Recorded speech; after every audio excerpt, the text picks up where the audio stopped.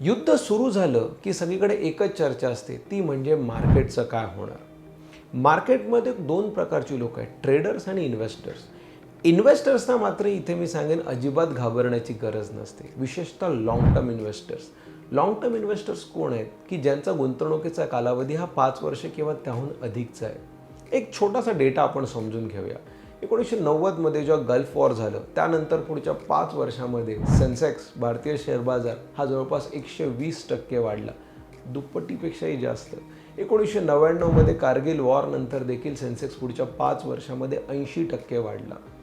2001 मधल्या अमेरिका अफगाणिस्तान युद्धानंतर देखील सेन्सेक्स पुढच्या 5 वर्षामध्ये 150% वाढला, म्हणजे जवळपास 2.5 पट झाला.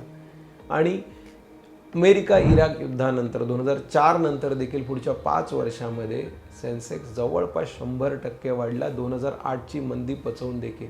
अगदी लेटेस्ट सांगायचं झालं तर रशिया युक्रेन युद्धाला अजून 5 वर्ष नाही झाली आहेत, पण 4 वर्ष तर पूर्ण झाली आहेत. या कालावधीमध्ये पण सेन्सेक्स 60% वाढलेला आहे.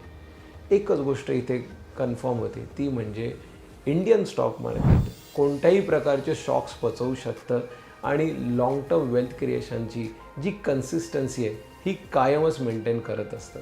त्यामुळे सध्याच्या युद्धामध्ये पण पॅनिक करण्याची गरज नाही आहे. अशाच पॉझिटिव्ह न्यूज आणि व्हिडिओज बघत राहा. Stay invested.